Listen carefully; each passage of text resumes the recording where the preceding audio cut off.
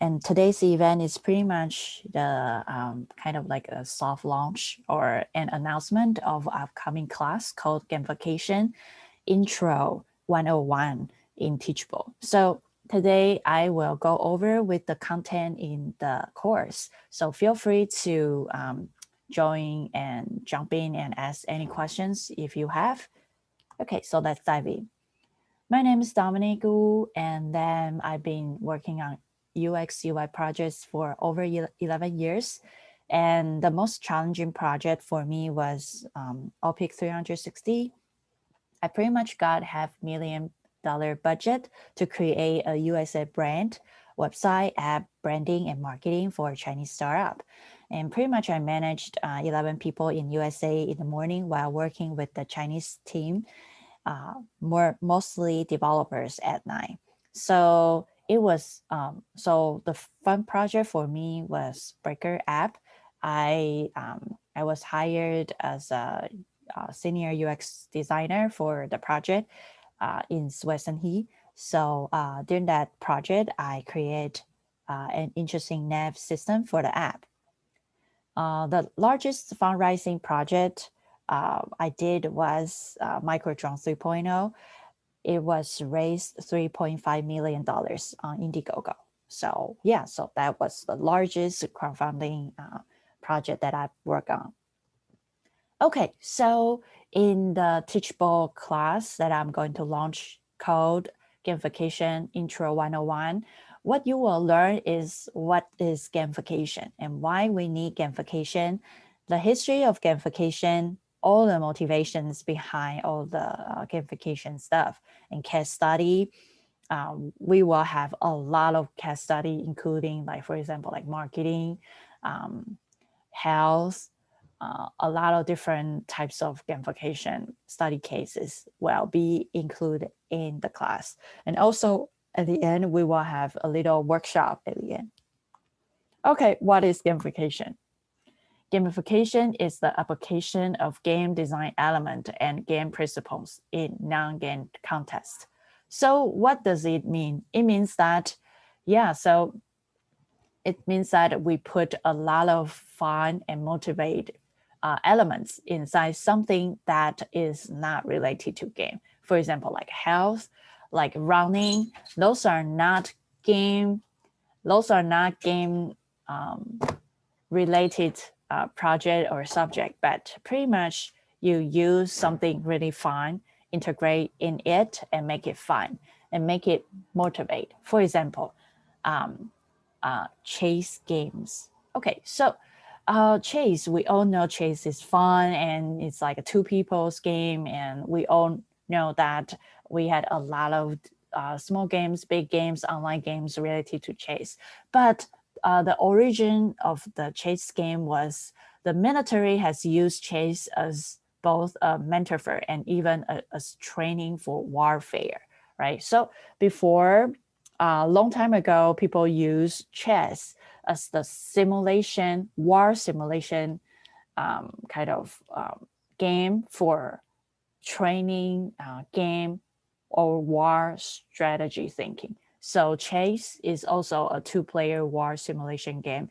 Each player controls 16 pieces: king, queen, or rooks, or two knights, two bishop, and then also eight pawns. So those stuff were pretty much meant for something inside the war. So chess, long time ago, it was a gamification for a war, which means that they use small pieces symbolize different elements inside a war. So when people play it without really start a war, people can learn all the strategy behind it. So that's kind of like the ancient way of trying to, do kind of learn something or plan how to having a war, but by using chess to fully understand or fully kind of visualize how war will go and how they will respond. So this is one gamification for it. And then, yeah, gamification simplify the rules and shorten the process for a serious experience like a war.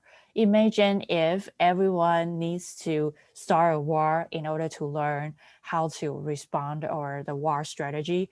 It will take a long time, or it will, a lot of people might die, and then it might cost a lot. But just by simply put, a chessboard and then put some, some pieces, people can pretty much learn the strategy and learn how to respond.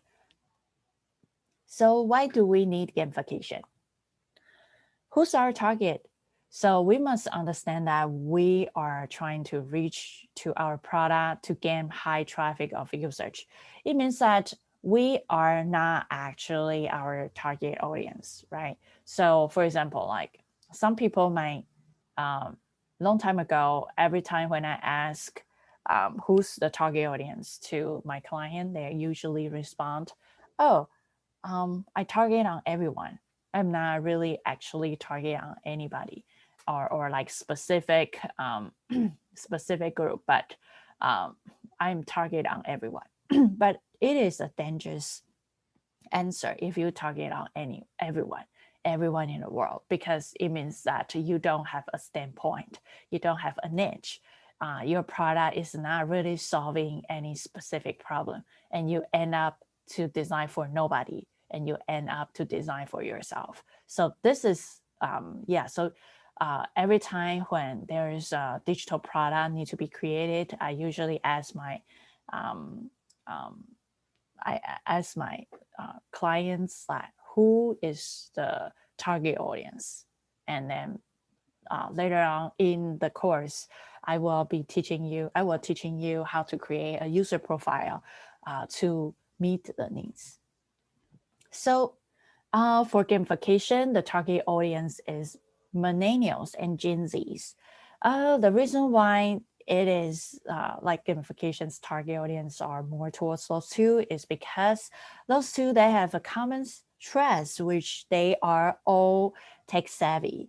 They were digital natives. So when they were born, they were pretty much given, or pretty much when they were in a teenager age, they were given a lot of digital information, and they pretty much get hands-on all the technology like computers. So they are tech savvy, and they are generation me, which means that they need more customized product.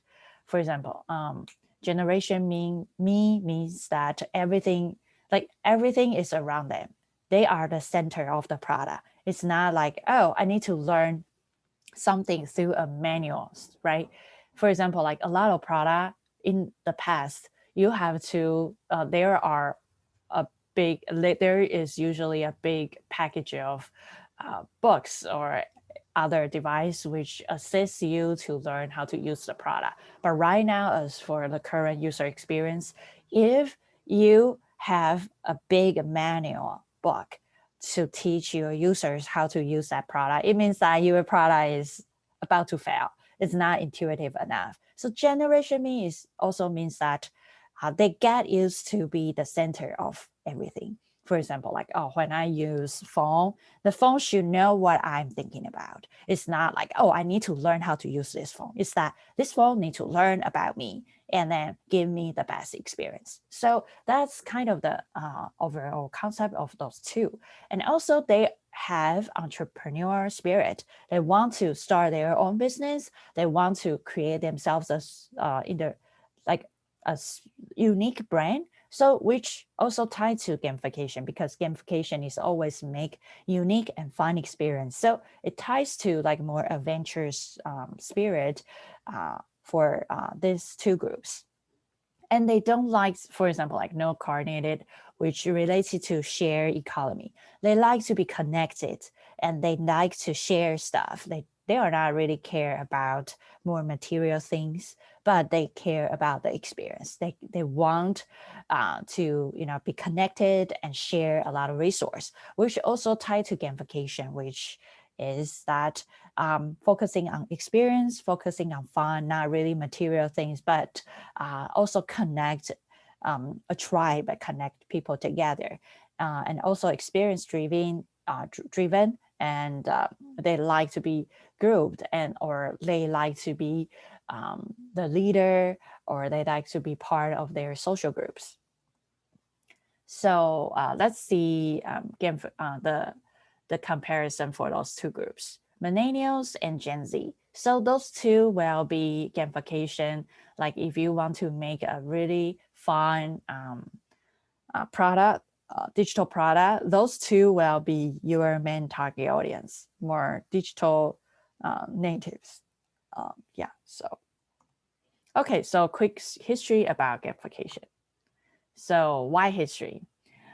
Because we believe that having a good understanding about how gamification became what is today will let us clearly see that the benefits of gamification also inspire our imagination, also broaden our ability to innovate our own gamification approach. If later on you want to invent some cool stuff, like some cool gamification mechanics into your digital product. Okay, so let's take a look of the history for gamification. The first one, you can see like Chris Bell. This is a simulation war game. Pretty much, it used a paper and and some pieces to represent army, cars, a lot of different pieces, and for the player to play and simulate like how to place their pieces in order to win the war. So this is the early gamification stage, which people kind of understanding that if we want to learn anything for war, it's better to make it a simulation, make it a quick small games with a bunch of rules to define it, so people won't get hurt but still get the most out of the simulation war game. Later on, it comes to SNH green stamps. Pretty much this product is helping people to kind of get a lot of. It's more like right now it's similar to coupon and promoting code. So for example, if you buy gas, if you buy some small grocery and you got those stamps, next time you can get discount for it. So it's kind of gamification because you can accumulate points, you can kind of get collecting small stuff in order to exchange. So it's also a marketing strategy for gamification. So people have a lot of fun by collecting a lot of different stamps, while by collecting them, they can pretty much get discount for it. So yeah, so this is a pretty good. Okay, cool. Okay. Yeah, because right now I'm the only host. So if I see any chat stuff, I have to post it and see what's that. Okay. Okay. So thank you. Thank you. Yeah. And then in 1908, Boy and Girl Scouts. During that time, we had Boy and Girl Scouts. So means that for Boy Scouts, if you reach a goal or reach or accomplish a certain tasks, you will be given a badge, right? So by being given a badge, every Boy Scout feel proud of themselves, and that is also a symbol of how good they are, how amazing they are. So this is also a gamification badges, right? So this is also kind of help boys and girls, they grow and they feel proud and keep motivate them to collect badges by accomplish a lot of different tasks for during their training. And also in 1973, there's a book called The Game of Work being published. A scholar wrote a book, and he was actually a consultant for a lot of really big companies. And he found out that by putting a lot of game mechanics into work, it actually helps the productivity for the work. And in 1978, the birth of social video games. So yeah, so this also helps the acceleration for gamification. Also, in 1981, you can see world's first frequent flyer program in American airline. So pretty much you fly more. When you fly more, you get more points. You get more points, you can get more discount next for your next flight. So it's kind of like another gamification, which is collecting points, collecting discounts by little simple like using gamification inside a marketing strategy in order to promote that program. Also, Holiday Inn also having a lot of like discount gamifications, also a lot of discount program using gamification. Later on, you can see in 1990s, gaming becomes really powerful. So you can see a lot of different stuff start coming up, and first modern gamification. So you can see it's starting from war simulation game to later on it becomes a thing, and people start giving this termination or term as gamification later. So yeah, business, hotel, frequent flyers, and a lot of strategies start being incorporated during this time. So 2010 to 2012. And then, yeah, it starts to grow until now. So I also include some really good game designers, and my inspiration was from this book. This book had a lot of really good introductions about each game designer, so you can take a look of all of it. And inside the gamification course, I also mention each of them and some games, and some stuff influence the the upcoming designers. So when I did this, I find out that, for example, like one of the game designers, he observed like the ant, like the small ants, and later on he invent a simulation game, and imagine the user or the player is a small ant and trying to occupy the whole world.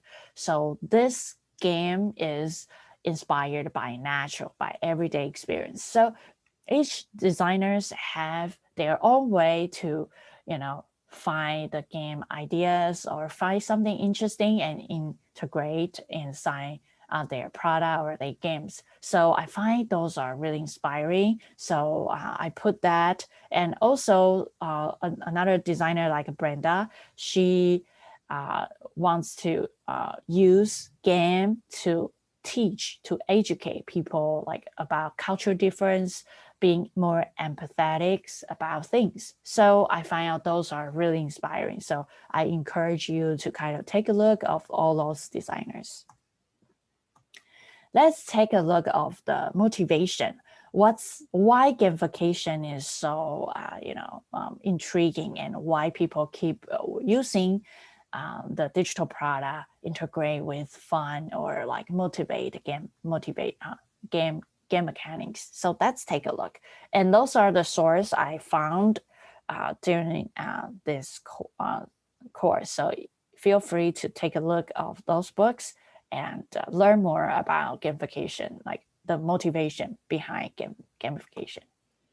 So the first one will be deliberate fun. So you can see like different human desires, and also by knowing who your target audience is, you can create more tailored game mechanics inside your game product. And also in the course, I will mention about Maslow's hierarchy of needs related to game mechanics.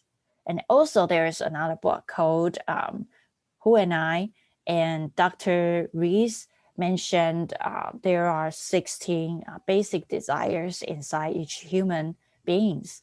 And yeah, and in the course, I will mention that those 16 basic desires related to different game mechanics as well. So you can see, for example, like badges, levels, points, and some, for example, like avoidance. By doing an action, the player can avoid a punishment. That's avoidance. Behavior contrast, for example, like, oh, I give a monkey 5 bananas, that the monkey feels happy. But the next day I give the monkey 1 bananas, but later I give it 4. The monkey will feel sad, even though the amount of bananas is the same. Like you give it 5 total for the first day, or the monkey will feel happy. And the behavior will change if you only give the monkey for one banana, and later on after a few hours you give the monkey 4 bananas for in a day. So this, because the monkey expect more, right? Or expect at least 5 when the first day you give the monkey 5 bananas. So the monkey will feel a little disappointed when the monkey receive only 1 banana. So at the first time. So yeah, so you can see like those stuff can actually kind of trigger people's behavior and make people feel either sad or happy. You see all the motivations and game mechanics, those relationship.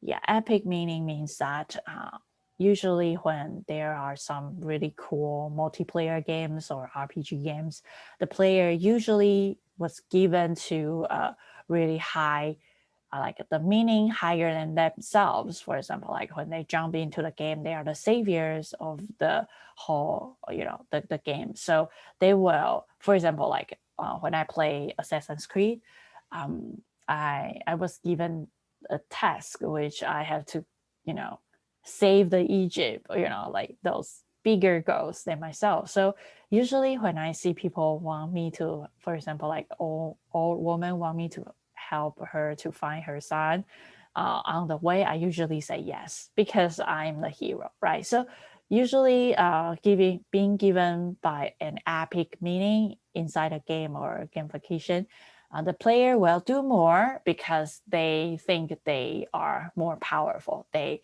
need to do more because they are bigger than themselves. So this is also another game mechanics which can change people's behavior. Okay, so let's take a look of all this. Those are the gamification mechanics. You can see design. Design means aesthetics, like something that is beautiful related to the visual part. And also, like experience points, epic meaning, enemies, extra credits. And you catch you in the course, I will mention a little bit of the book and his creation of Atalic frame. So if you are interested in learning more, feel free to purchase his book and go to his blog and read more. Okay, so let's take a look of the full list. Yeah, in this course, I will provide full list of gamification mechanics. So if you get in the course, you can also like learn all the list of gamification mechanics.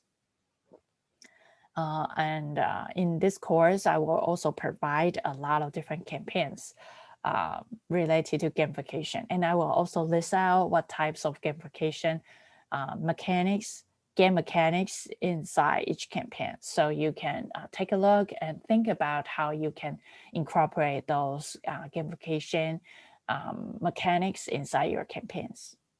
Okay, so the in though in the course, I will mention marketing, e-learning, corporate training, health, those 4 big topics. And I will put a lot of different study case inside it. And you can pretty much enjoy and learn more about how real campaigns integrate gamification into their campaigns. Okay, for example, in the course, I put another one marketing campaign called All Eyes on S4. Pretty much people's eyes need to be on the little screen for a long time in order, like I think for 1 hour. Um, so, and without really looking at anywhere. And there will be a lot of people trying to distract the player. If the player happens to see somewhere else, the mission is failed. But if the player can keep looking at the screen for a long time, and when the time is due, if the person still looking at the screen, then the person will get Samsung Galaxy S4. So this is a really fun game. The gamification mechanics will be achievements, movements, distraction, social pressure, free form, and time event. So you can see all those, right? Achievements, movements, all those stuff are also part of the game mechanics. And also the e-learning and gamification. Elements of gamification are being incorporated into e-learning to inspire and fast-track learning across various day experience. So one of the good thing about gamification integrate inside the e-learning is that the learner can get the instant feedback, which is so important for teaching.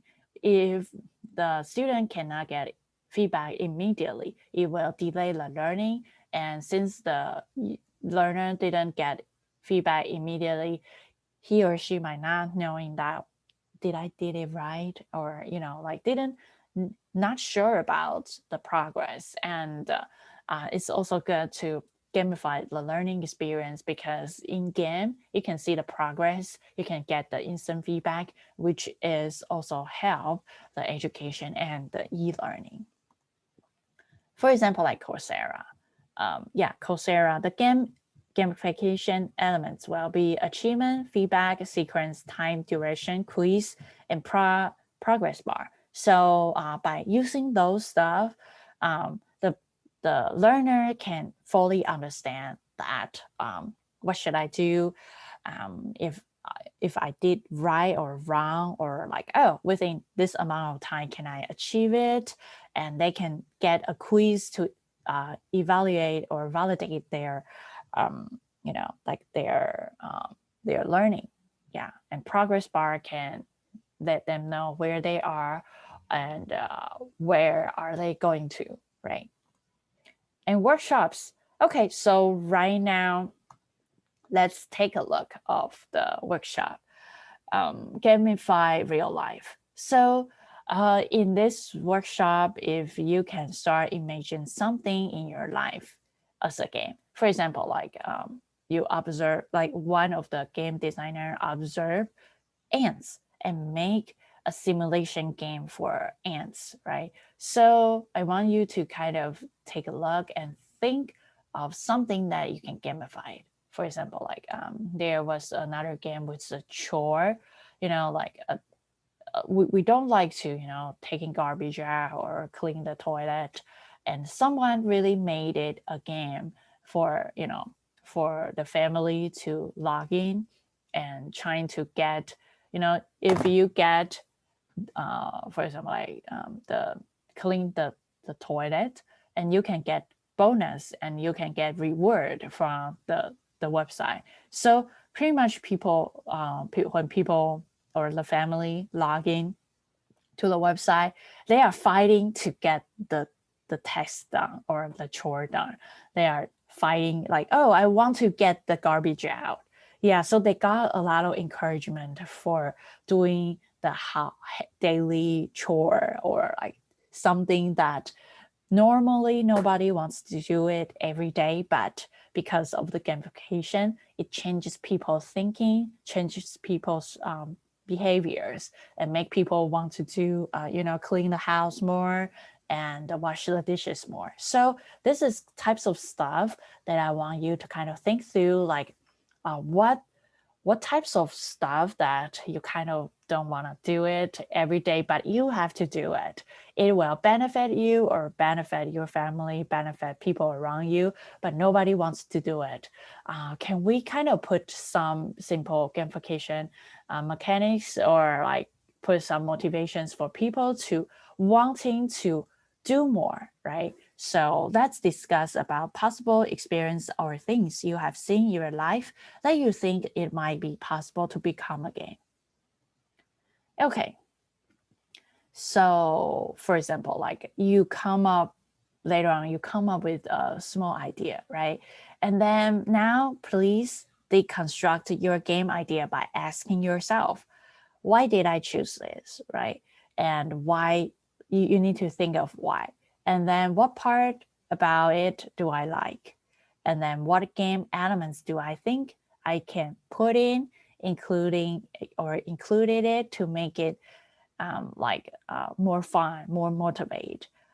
For game elements, you can think about things we've discussed so far, like social structure, behavior, and also movement, experience points, and badges, points, leaderboard, right? Okay, so those are the workshop, and feel free to share later if you have any ideas in this meetup. And then yeah, feel free to contact me, and this is my email, and feel free to